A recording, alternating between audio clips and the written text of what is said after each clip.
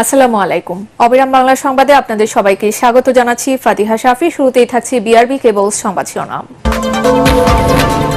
দুপুরে ঢাকায় নামবেন ডক্টর ইউনূস, মামলা থেকে খালাস। রাত ৮টায় অন্তর্বর্তীকালীন সরকারের শপথ বঙ্গভবনে।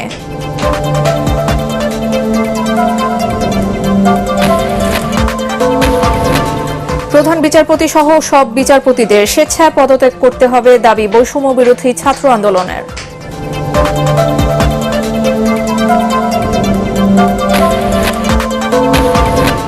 ভারতে পালানোর চেষ্টাকালে ১২০০-রও বেশি বাংলাদেশিকে জলপাইগুড়ি সীমান্তে আটকে দিয়েছে বিএসএফ।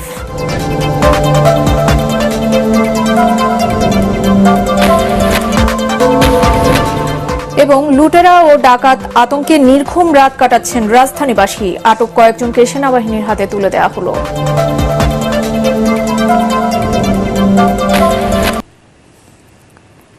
শুনছিলেন বিআরবি কেবল সংবাদ শিরোনাম, আর এবারে পুরো সংবাদ। ফ্রান্স থেকে এখন দেশের পথে আছেন অন্তর্বর্তীকালীন সরকারের প্রধান হিসেবে মনোনীত নোবেলজয়ী অর্থনীতিবিদ ডক্টর মোহাম্মদ ইউনূস। দুপুর ২টা ১০ পৌঁছাবেন তিনি। এর আগে গতকাল স্থানীয় সময় বিকেলে প্যারিসের বিমানবন্দরে খ্যাতিমান এই অর্থনীতিবিদকে কড়া নিরাপত্তায় পৌঁছে দেয় দেশটির সরকারি নিরাপত্তা বাহিনী। বিশ্বের বিভিন্ন গণমাধ্যম প্রতিনিধিরা সেখানে ডক্টর ইউনূসের প্রতিক্রিয়া জানার চেষ্টা করলেও তাৎক্ষণিকভাবে তিনি কিছুই বলেননি। সাধারণ যাত্রীদের মতোই তিনি বিমানবন্দরের চেক ইন কাউন্টারে যান এবং আনুষ্ঠানিকতা শেষ করেন। ডক্টর ইউনূস দেশে ফেরার পর রাত ৮টায় বঙ্গভবনে অনুষ্ঠিত হবে অন্তর্বর্তীকালীন সরকারের শপথ। রাষ্ট্রীয় এই আনুষ্ঠানিকতায় প্রায় ৪০০ অতিথিকে আমন্ত্রণ জানানো হয়েছে বলে গতকাল সাংবাদিকদের জানান সেনাপ্রধান জেনারেল ওয়াকারুজ্জামান। অন্তর্বর্তীকালীন সরকারের আকার ১৫ জনের বেশিও হতে পারে বলে জানান সেনাপ্রধান।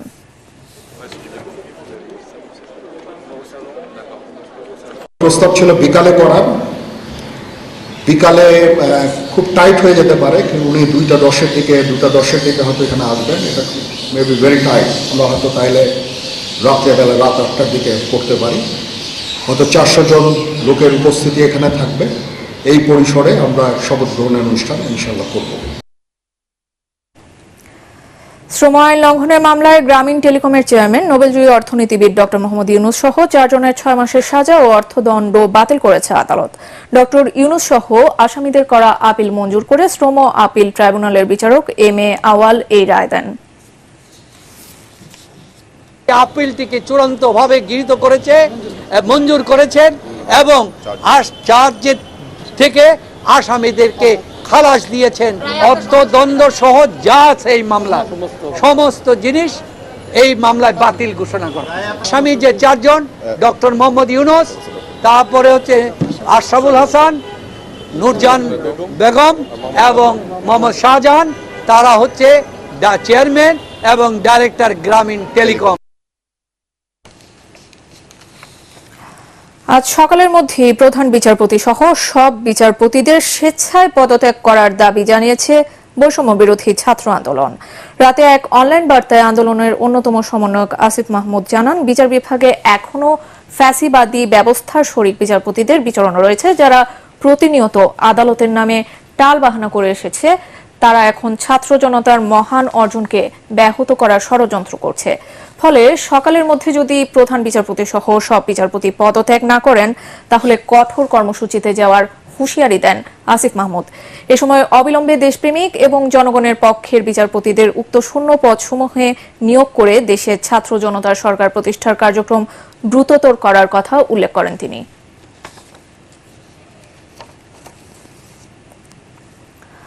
দ্রুততম সময়ের মধ্যে নতুন নির্বাচন দিয়ে জনগণের নির্বাচিত প্রতিনিধির হাতে ক্ষমতা হস্তান্তরের দাবি জানিয়েছেন বিএনপির ভারপ্রাপ্ত চেয়ারম্যান তারেক রহমান।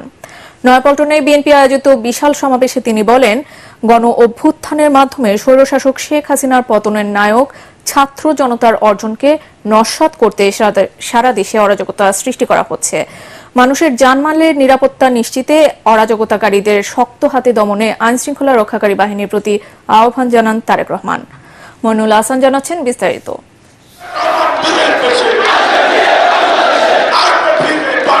বিএনপি নেতা কর্মীদের জন্য যেন ঈদ আনন্দ। দীর্ঘ ১.৫ দশক ধরে মামলা, গ্রেফতার সহ দমন পীড়নে পিষ্ট বিএনপি নেতাকর্মীরা নয়াপল্টনে হাজির হন স্বস্তি আর মুক্তির আনন্দ নিয়ে। পাখির চোখে নয়াপল্টনের সমাবেশের ব্যাপ্তি ধরা দেয় একদিকে কাকরাইল, অন্যদিকে ফকিরের পুল পর্যন্ত। মূল সড়কে ঠাঁই না পেয়ে আশপাশের অলিগলিতে ছড়িয়ে পড়ে জনতার স্রোত। নেতাকর্মীদের আগ্রহ ছিল তারেক রহমান কি বার্তা দেন তা জানার। লন্ডন থেকে ভার্চুয়ালি যুক্ত হয়ে বিএনপির ভবিষ্যৎ কাণ্ডারি, স্বৈরশাসন বিরোধী আন্দোলনে নেতৃত্ব দেয়া ছাত্র জনতাকে অভিবাদন জানান। পুরো বাংলাদেশটাকেই বিগত 15 বছর ধরে বন্দি করে ফেলা হয়েছিল। আয়নাঘর মুক্ত আজ আমাদের প্রিয় বাংলাদেশ। আজ উন্মুক্ত হয়েছে গণতন্ত্রের দ্বার। আজ মুক্ত স্বাধীন প্রিয় বাংলাদেশ। প্রিয় বাংলাদেশের সাহসী ছাত্র জনতাকে বিরচিত অভিনন্দন। আবু সাইদ কিংবা মুগ্ধের মতন হাজারো ছাত্র ছাত্রী, তরুণ তরুণীকে প্রাণ বিসর্জন দিতে হয়েছে। আহত হয়েছেন অসংখ্য, অগণিত মানুষ। গণতন্ত্রের বিজয়ের ইতিহাসের এই মানুষগুলোর স্মরণীয় হয়ে থাকবেন।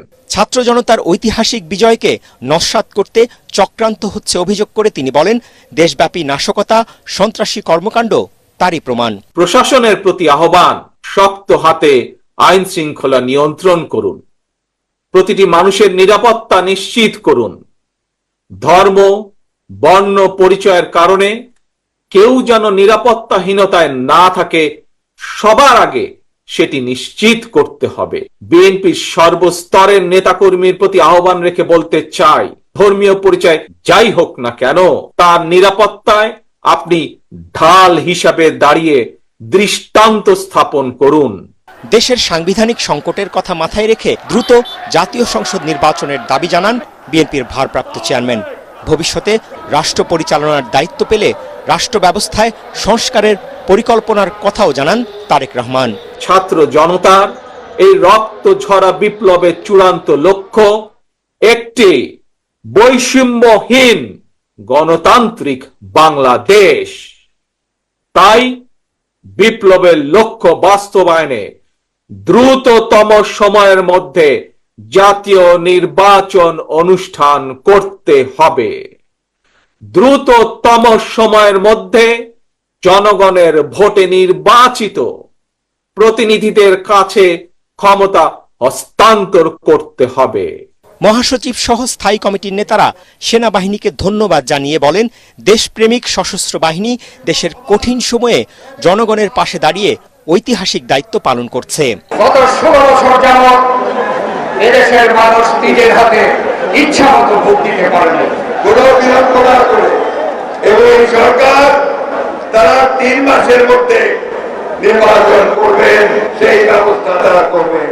গত দুদিনে কারামুক্ত কেন্দ্রীয় নেতারাও সমাবেশে হাজির হন। আওয়ামী লীগ সরকারের পতনের নেতৃত্ব দেয়া ছাত্র জনতা শুধুমাত্র ক্ষমতার পরিবর্তন নয়, সুশাসন নিশ্চিত করার জন্য রাষ্ট্র সংস্কারের যে দাবি তুলেছেন, বিএনপি নেতারা বলছেন সেই দাবিকে তারা পূর্ণভাবে সমর্থন করেন। তবে তারা এও স্মরণ করিয়ে দিচ্ছেন, এটি তখনই সম্ভব যখন জনগণের ভোটে নির্বাচিত একটি সরকার রাষ্ট্র পরিচালনার দায়িত্ব পাবে। সেই কারণে আজকের এই সমাবেশ থেকে বিএনপি নেতারা আবারও অতি দ্রুত নতুন জাতীয় সংসদ নির্বাচনের দাবি তুলে ধরলেন। মইনুল হাসান, এটিএন বাংলা, ঢাকা। পশ্চিমবঙ্গের জলপাইগুড়ি সীমান্ত দিয়ে ভারতে প্রবেশের চেষ্টাকালে প্রায় 1200 বাংলাদেশিকে আটকে দিয়েছে দেশটির সীমান্তরক্ষী বাহিনী বিএসএফ।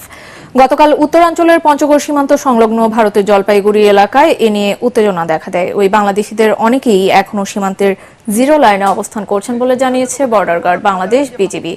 পালিয়ে ভারতে যাওয়ার চেষ্টাকারীদের বেশিরভাগই আওয়ামী লীগের স্থানীয় পর্যায়ের নেতাকর্মী বলেও বিভিন্ন সূত্রে দাবি করা হচ্ছে।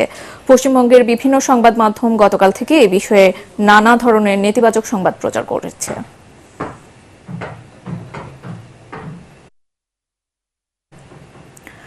লুটেরা ও ডাকাত আতঙ্কে নির্ঘুম রাত কাটাচ্ছেন রাজধানীবাসী। ঘণ্টায় ঘণ্টায় ছড়িয়ে পড়ছে নানা গুজব। পাড়ায় পাড়ায় নিজেরাই পাহারা বসিয়েছে বাসিন্দারা। মসজিদে মসজিদে মাইকিং করে সবাইকে সজাগ সতর্ক থাকতে বলা হচ্ছে। এরই মধ্যে মোহাম্মদপুরের বসিলা চন্দ্রিমা উদ্যান হাউজিং, উত্তরা ও মিরপুর এলাকায় ধাওয়া করে কয়েকজনকে আটকের পর সেনাবাহিনী টহল টিমের কাছে হস্তান্তর করা হয়। মাজহারুল হক মুহাজিরের রিপোর্টে বিস্তারিত।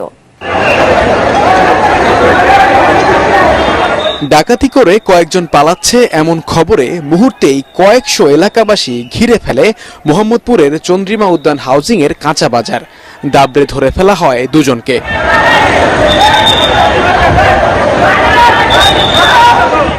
বয়সে কিশোর দুই লুটপাটকারীকে পিটিয়ে প্রায় মেরেই ফেলতে বসেছিল বিক্ষুব্ধ এলাকাবাসী। পরে উদ্ধার করে তাদের নিয়ে যান সেনা সদস্যরা।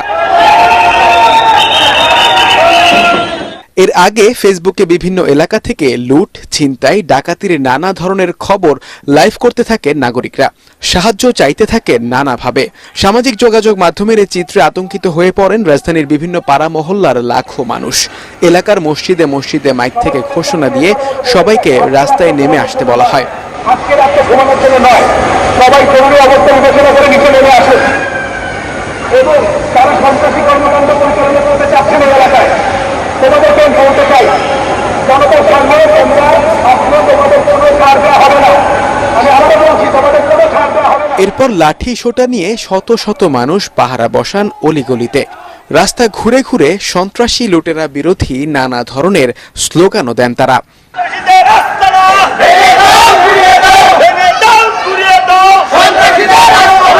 পুলিশের অনুপস্থিতির সুযোগে রাজধানীতে ছিনতাই ও ডাকাতির ঘটনা অস্বাভাবিকভাবে বেড়ে যাওয়ায় গেল 2 রাত এভাবেই কাটাচ্ছেন নগরবাসী। তৈরি হয়েছে ত্রাস আর ভীতিকর পরিস্থিতি। রাতভর জেগে নিজেরা নিরাপত্তা দিচ্ছেন, প্রয়োজনে সেনাবাহিনীকেও খবর দিচ্ছেন।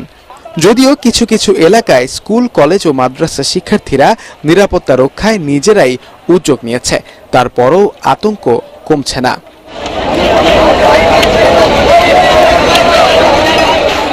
আমাদের এখানের পেছনের গেট থেকে এবং গেটের বাইরে অলরেডি ডাকাত আক্রমণ করেছে। উত্তরার বিভিন্ন জায়গায় অলরেডি ডাকাতি হচ্ছে। আমরা একটু আগে উত্তরা টহল দিয়ে এসেছিলাম, তখন পর্যন্ত প্রিয়াঙ্কা ইউনিভার্সিটিতে কিছু হয়নি, কিন্তু এখন অলরেডি পেছনের গেট দিয়ে ঢুকে গেছে। আমরা সবাই বাসার নিচে দাঁড়িয়ে আছি, যার কাছে যা যা আছে তাই নিয়ে আমরা দাঁড়িয়ে আছি। এমন অবস্থায় বিভিন্ন এলাকায় নিজস্ব টিম গঠন করে কাজ করছেন বাসিন্দারা। পালা করে দিন ও রাতে তারা পাহারা দেবেন নিজ নিজ এলাকা। ডাকাত ঢুকছে, আমরা পাহারা দিচ্ছি, অনেক মানুষ মিলাম। আপনারা হুঁশিয়ার সাবধান, আমরা যার যার এলাকার থেকে আপনারা সাবধান হয়ে যান। আজকে একদিনের জন্য না, আমরা প্রতিদিন ঐক্যবদ্ধ হয়ে এসব ডাকাত দলকে প্রতিহত করব। আমরা ছাত্র জনতা, আমরা এই বাংলাদেশ গড়ার জন্য আমরা পাহারা দিচ্ছি। ইনশাআল্লাহ আমরা থাকবো, এই ডাকাতকে আমরা রুখে দাঁড়াবো। এই ক্রান্তিকাল মোকাবিলা করার জন্য সবাইকে ঐক্যবদ্ধ থাকতে প্রচারণাও চালানো হচ্ছে।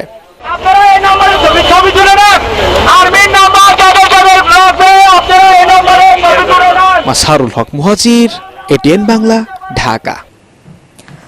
24 ঘন্টার মধ্যে পুলিশ সদস্যদের কর্মস্থলে যোগদানের নির্দেশ দিয়েছেন নতুন আইজিপি মোহাম্মদ মইনুল ইসলাম। পুলিশ সদর দপ্তরের সংবাদ সম্মেলনে তিনি জানান, জননিরাপত্তার বিষয়টি মাথায় রেখে আইন শৃঙ্খলা ফিরিয়ে আনতে বদ্ধপরিকর পুলিশ। এক্ষেত্রে সবার সহযোগিতা চান তিনি।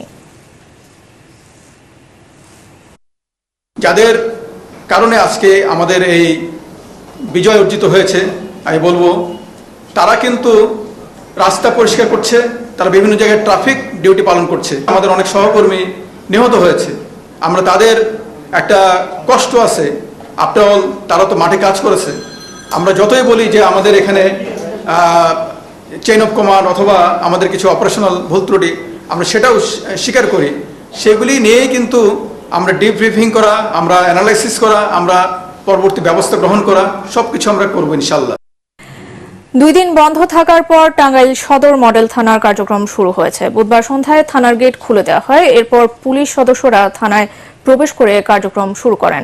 এ সময় বৈষম্য বিরোধী ছাত্র আন্দোলনের সমন্বয়ক, জেলা প্রশাসন ও পুলিশের কর্মকর্তারা উপস্থিত ছিলেন। জানা যায়, শেখ হাসিনার পদত্যাগের পর সোমবার বিকেল থেকে জেলার বিভিন্ন স্থানে হামলা ও ভাঙচুরের ঘটনা ঘটে। পরবর্তীতে থানা ঘেরাওয়ের মতো ঘটনাও ঘটে। এ সময় পুলিশ টিয়ারশেল ও সাউন্ড গ্রেনেড নিক্ষেপ করে। ওই দিন সংঘর্ষে শিক্ষার্থী সহ 2 জন নিহত হন। এক পর্যায়ে রণক্ষেত্রে পরিণত হয় সদর থানা। এ সময় পুলিশ থানায় অবরুদ্ধ হয়ে পড়েন। পরে খবর পেয়ে সেনাবাহিনীর একটি দল পুলিশ সদস্যদের উদ্ধার করে। এরপর থেকে থানার কার্যক্রম বন্ধ ছিল। সংবাদের এই পর্যায়ে থাকছে আন্তর্জাতিক সংবাদ।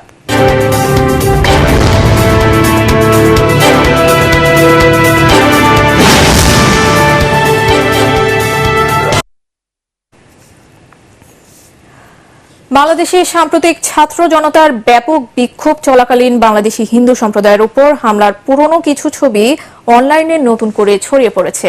অনেকেই এসব ছবি সামাজিক যোগাযোগ মাধ্যমে শেয়ার করে নানা ধরনের প্রশ্ন তুলছেন।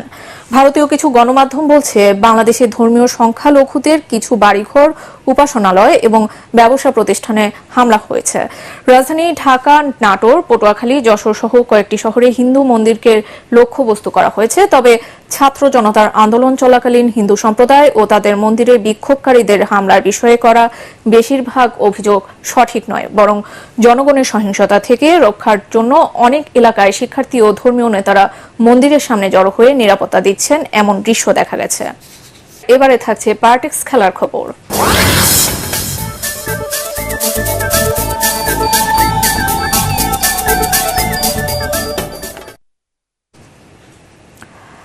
কলম্বোয় ভারতকে ১১০ রানে হারিয়ে ২-০তে ওয়ানডে সিরিজ জিতেছে শ্রীলঙ্কা। টস জিতে ব্যাটিংয়ে নেমে উদ্বোধনী জুটিতে ৮৯ রান যোগ করেন স্বাগতিক ব্যাটসম্যান পাথুম নিশাঙ্কা এবং আভিষ্কা ফার্নান্দো। ব্যক্তিগত ৪৫-এ আউট হন নিশাঙ্কা, এরপর দলের ১৭১ আর নিজের ৯৬-তে আউট হন ফার্নান্দো। তিনে নামা কুশল মেন্ডিস খেলেন ৫৯ রানের ইনিংস, তাতে ৭ উইকেটে ২৪৮ রান তুলে শ্রীলঙ্কা। জবাবে ২৬ ওভার ১ বলে মাত্র ১৩৮ রানে গুটিয়ে যায় ভারতের ইনিংস। দানিত ওয়ালালাগে ২৭ রানে ৫ উইকেট নিয়ে অতিথিদের ইনিংস গুটিয়ে দেন। এতে ২৭ বছর পর ভারতের বিপক্ষে ওয়ানডে সিরিজ জিতেছে শ্রীলঙ্কা। সংবাদ শেষ করছি, তার আগে বিআরবি কেবল সংবাদ শিরোনামগুলো আরো একবার। দুপুরে ঢাকায় নামবেন ডক্টর ইউনূস, মামলা থেকে খালাস। রাত ৮টায় অন্তর্বর্তীকালীন সরকারের শপথ বঙ্গভবনে।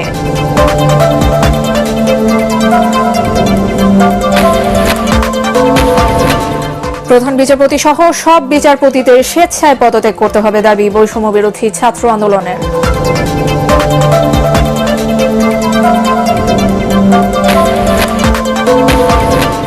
ভারতে পালানোর চেষ্টাকালে ১২০০রও বেশি বাংলাদেশিকে জলপাইগুড়ি সীমান্তে আটকে দিয়েছে বিএসএফ।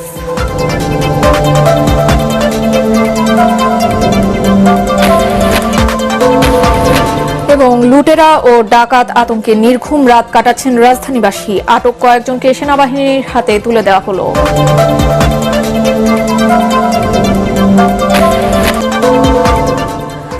দুর্বৃত্তরা যেন দেশের সাম্প্রদায়িক সম্প্রীতি বিনষ্ট বা রাষ্ট্রীয় সম্পদ ধ্বংস করতে না পারে, তা আমাদেরকে নিশ্চিত করতে হবে। দেশ আমাদের, দেশের সম্পদও আমাদের। নিজে সতর্ক থাকুন, অন্যকে সচেতন করুন। পরবর্তী সংবাদ দেখার আমন্ত্রণ জানিয়ে এখনকার মতো শেষ করছি। এটিএন বাংলা সংবাদ ইউটিউবে দেখতে ব্রাউজ করুন, youtube/ATN Bangla News। ধন্যবাদ।